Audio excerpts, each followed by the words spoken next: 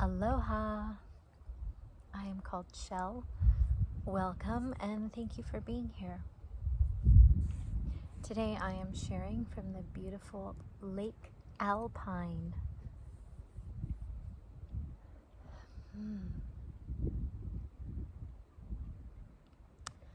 What I wanted to speak to today, we have 1 month left of spring here in the Northern Hemisphere. In just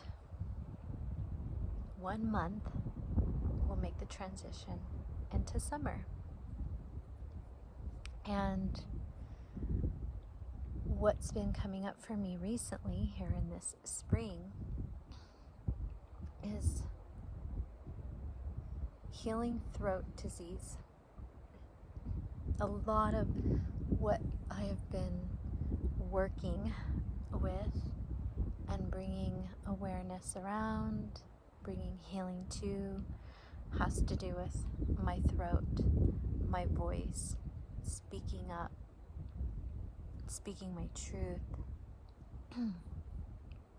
And it's really about speaking my truth with a very specific archetype that has been present throughout my life.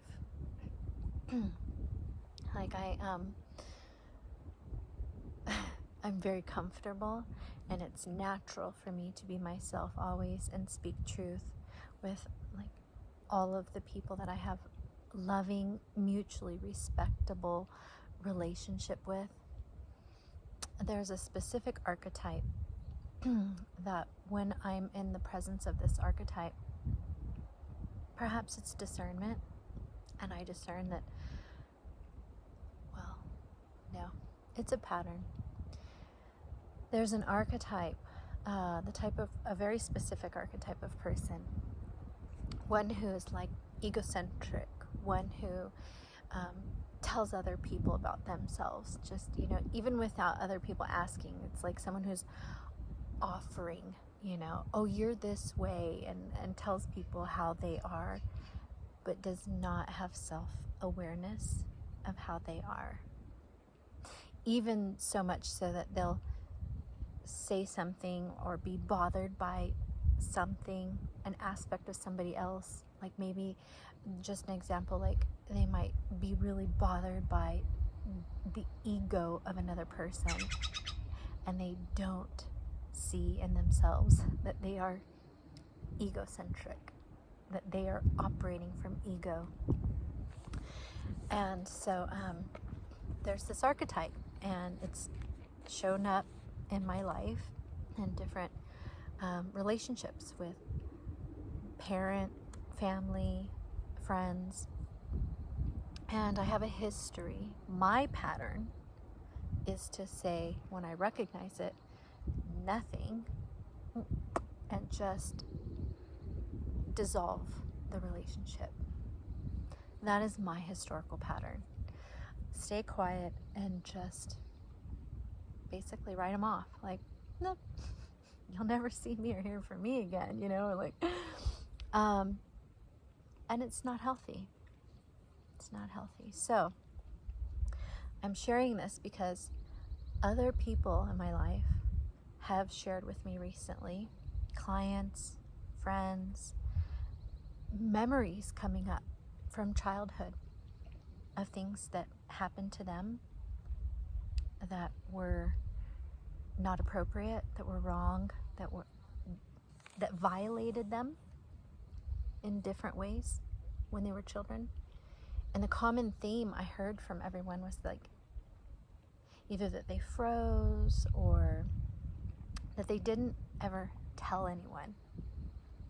That was the common theme that everyone shared, was nobody told. It became a secret.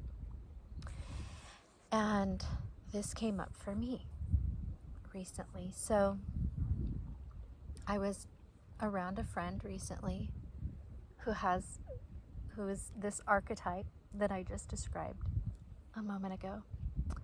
And I actually got irritated because I spoke my truth, I said something, And rather than honoring what I said, it was like that person just kept wanting more. And I didn't say, listen, please, I've already told you.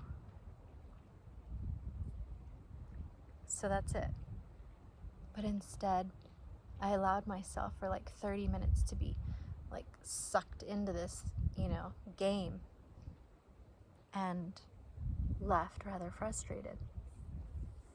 So luckily, thank goodness, and this is why community is so important, I just happened to have a group call, a group of us artists gathering to come together in a monthly call that we do. And we had a check-in in it, and as I spoke this out loud amongst other wise women, it was like, not only did I hear myself, but I also got to receive reflection back, hearing in the moment, like even from somebody else's perspective, it was like I wasn't myself when I didn't speak up. And so I asked, please, Spirit, let me know why. Show me why I didn't speak up for myself. Teach me what this pattern is all about in myself. Let me tell you, I always get what I ask for. It doesn't always feel good. So that night, in my dream state, I had a dream. And there were a couple family members there that I never dream about. And then appeared a deceased person who was married to this family member that I saw. So this person was my relative, married into the family before I was born. And while this person was living, this is not the dream I'm telling you about, but in life, there was a time, an incident where this person was inappropriate with me, and I used my voice. I spoke up.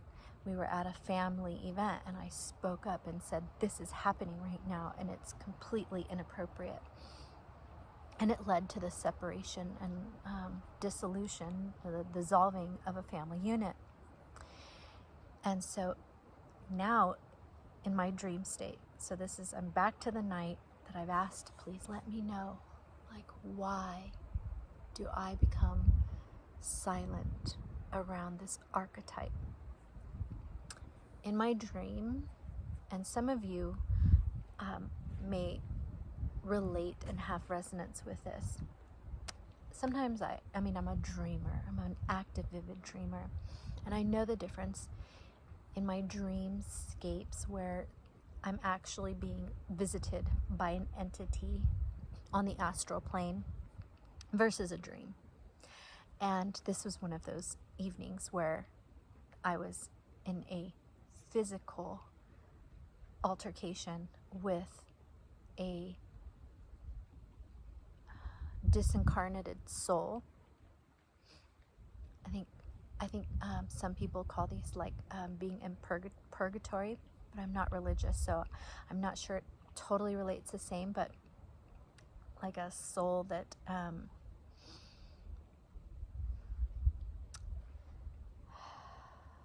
hungry ghost also could be another term to help you understand the nature of this entity. And so again, he was trying to assault me, and I battled him. And the scene of this battle took place in a dental office. And it was interesting because it was I was in a dental office, and then the last staff person turned off all the lights, locked the door, and I was like, hey, I'm still in here. Whoa, and all of a sudden it was just dark. And then this attack came.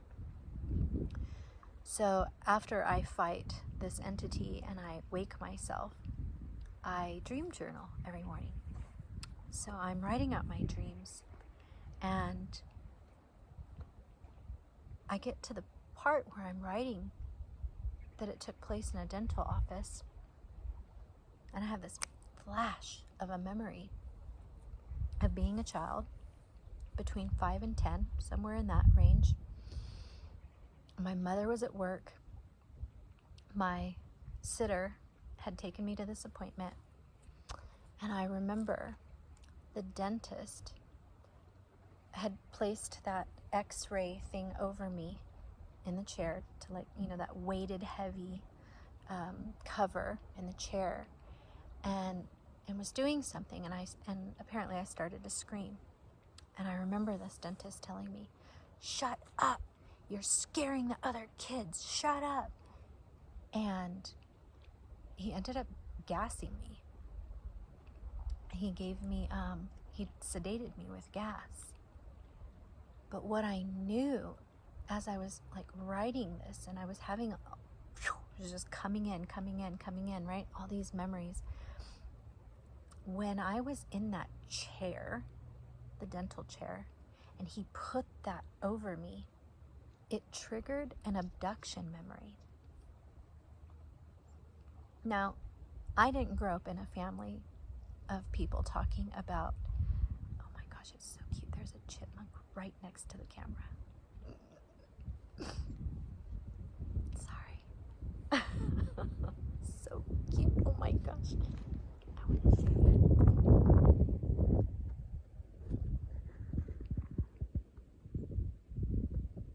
What are you doing? Stop begging. Don't beg. It's not good for you. Pardon that wonderful interruption from nature. So my family didn't talk about like alien abductions and stuff. It just was not something, you know. I mean, I'm sure my mom did buy E.T. when that came out on the VHS, you know, and whatever. But nobody in my family was like, I didn't grow up in a family of people who were conscious of these sort of things happening. So it wasn't talked about. I wasn't taught about it. And growing up, neither of my parents paid attention to like why I would always be hiding under my bed. I have all these memories of my mom coming in the morning and like finding me under my bed, and like I spent my whole childhood in fear. Even going to the bathroom to shower as a little girl, I remember I would like pretend like I was locking the door with like 20 locks. Click, click, lock, and make all these noises like that I was protecting myself, because I'd been violated so badly, and I always felt like I was being watched and that something was near. So when this happened, and at this dental appointment when I was less than 10 years old, it triggered an abduction memory in me, and I screamed. I freaked out. I had also by that time been, you know, molested. And so anyway, it was just all of the trauma in me. Like my reaction was to scream, right? And I was told to shut up, and I was sedated. And so that's not the only incident in my childhood. Like as I'm writing this down, it was like all these other times of like, mostly all male at the time, but predators in my life, all telling me like, be quiet, don't ever tell anyone, shh, you know, threatening me. Because around the same age group, it happened with a boy. My mom dropped me off to be babysat, and the brother of the girl that was supposed to be watching me also was inappropriate with me, and was, you know, of course, like, don't ever tell anybody, shh, don't say anything to anyone, and all this kind of stuff. And so I've just had all these memories recently since I asked, please, Spirit, show me why, tell me why I become silent around this one archetype of person, and I don't speak my truth. And it relates to this pattern of when I'm in a specific energy field, a personality archetype that is like what I relate to as like predator mind. It's this old pattern of like being silenced comes up. So the resolution for that is to nurture the little girl that was in the dental chair, to let her know she is safe now. So I've been inviting her to come do art with me this week. I've been doing lots and lots of art, just nurturing her voice back. We've been singing every day a little bit. We've been spending a lot of time outside with the trees and nature. And so these three things have been so important, of like nurturing the little girl that was told to shut up, nurturing the little girl that's voice was taken away, silenced, and inviting her to use it now, inviting her to sing, inviting her to speak out. So I'm sharing this because every one of us has stories, memories, and some of us don't remember these things until we ask to be shown why we're repeating some patterns in our lives that aren't serving us, that are blocking our fullest expression, our fullest embodiment. And so, yes, it's, this is more than just nurturing wounded inner children. It's soul recollection.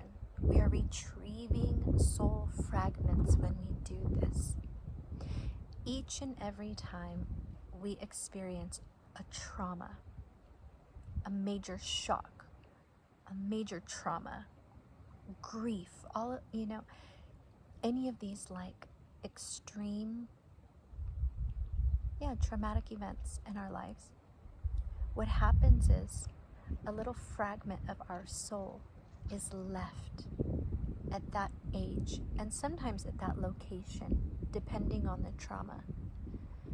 This is why some people claim to have ghosts in their homes or in certain areas, because when trauma happens in an area, unless it's cleared, there are fragments of that soul still there. So in doing this work, in asking, first in observing in ourselves, not blaming other people, not blaming and saying, oh, this person makes me feel this way, but instead saying like, whoa, when I'm around this person, this is what I experience. Like, what's going on with me around this person? What within me, right? Bringing it to the self, observing the self neutrally, not getting upset with the self, but asking for guidance. Why am I triggered when I'm around blah, blah, blah? Or why do I get whatever your thing is, right? Why do I become silent? Why do I become angry when I'm around this kind of a person, Like, why do I avoid this kind of person?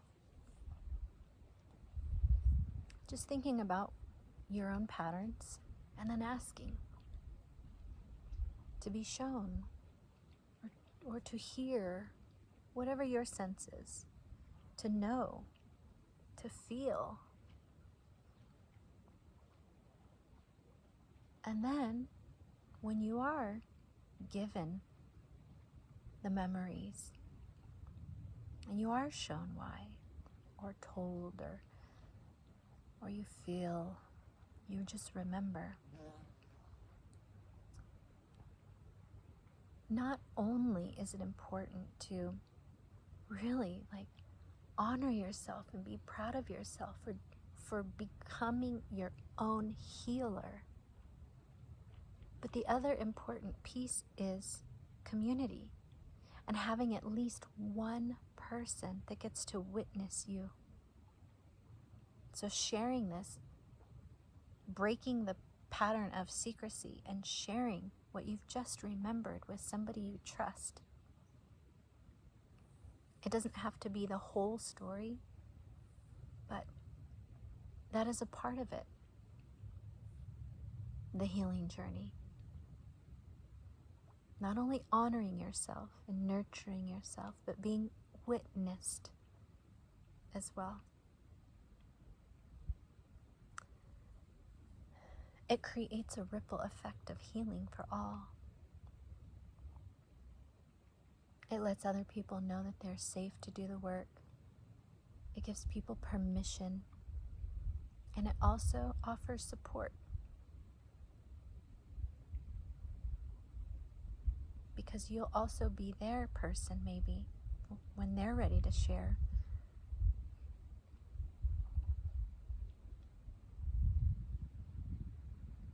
Yeah. So, sharing and then being open to listen to the healing journey path of the members in your community and family. Full circle.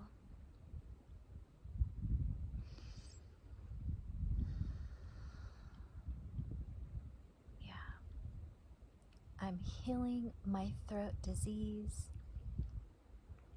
And what's wild, it's all related, right? Is in recent weeks, for, I don't know, maybe about a month now. Oh wow, they're down today. I've had 2 swollen lips in my throat. I mean, like, ginormous. There have been mornings where I look in the mirror and I'm like, what? It looks like my chin just grew. Like, I've had like just majorly big limps here, and I'm like, okay, it's all right. A little blocked energy. I'm gonna get it moving. I'm working it out. I'm clearing it all. And again, everything that expresses in the physical body is coming from an internal blockage first. There is an energy blockage that's usually emotionally related. It's all related. But by the time it comes into our physical expression, it's like the emotional and spiritual and energetics have been communicating with us in some way. And then when it comes into this physical manifestation, it's really like, hey, take action. And I am a person who, when I see something or something's going on with me physically, I will not contact a Western medical physician. Because if I would have, for example, said, oh, doctor, I have these huge swollen limps in my throat, they would have done some pathology work on me and probably prescribed antibiotics, which just destroy the inner gut flora and the natural rhythm of how the body heals itself. We have so many sick people in the world because they're constantly being prescribed medication, prescription drugs for things that can be healed without them. Even with the use of natural things like teas, like herbs, flowers, barks, which, pharmaceuticals all originate from nature. So if we skip the pharmacy and we just work with herbalists and natural doctors, we'll find that we come into harmony, a more harmonious relationship with our body and ourself, all of ourselves. So I just wanted to share, yes. Oh! Oh! Oh! We'll end it on that. The ravens say hi. Mahalo. Thank you for being with me.